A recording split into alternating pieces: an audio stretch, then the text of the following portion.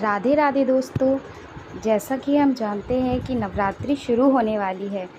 22 सितंबर 2025 से नवरात्र प्रारंभ हो रहे हैं।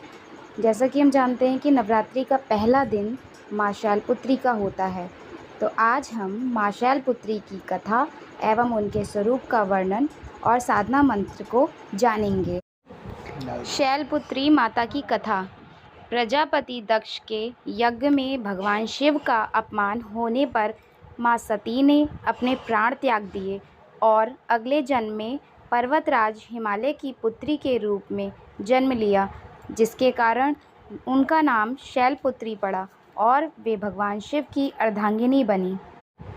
माँ शैलपुत्री के स्वरूप का वर्णन, जो कि बहुत खास है, इसे ज़रूर सुनें। दुर्गा को सर्वप्रथम माँ शैलपुत्री के रूप में पूजा जाता है। माँ शैलपुत्री का पूजन जीवन में सफलता के उच्चतम स्तरों को पाने के लिए किया जाता है। जीवन के प्रत्येक क्षेत्र में सफलता के लिए सर्वोच्च शिखर पर पहुँचने की शक्ति पर्वत कुमारी माँ शैलपुत्री प्रदान करती हैं। शैल पर्वत की चोटी ही शिखर है। चेतना का सर्वोच्च शिखर माँ शैलपुत्री की आराधना से भक्तों को प्राप्त होता है, जिससे शरीर में स्थित कुंडलिनी शक्ति जागृत होकर रोग शोक रूपी दैत्य का विनाश करती है। इनके एक हाथ में त्रिशूल तथा दूसरे में कमल का फूल रहता है। इनका वाहन वृषभ अर्थात बैल है। माँ का यह स्वरूप अति रूपवान है। भगवान शंकर की भांति माँ के इस स्वरूप का निवास भी पर्वतों पर है। योग पुस्तकों में इनका स्थान प्रत्येक प्राणी में नाभि चक्र से नीचे स्थित मूलाधार चक्र को बताया गया है। ये वही स्थान है जहाँ आदि शक्ति कुंडलिनी के रूप में रहती हैं। इसलिए नवरात्रि के पहले दिन देवी की उपासना में योगी अपने मन को मूलाधार चक्र में स्थित करते हैं। इसी स्थान से योग साधना का प्रारंभ होता है।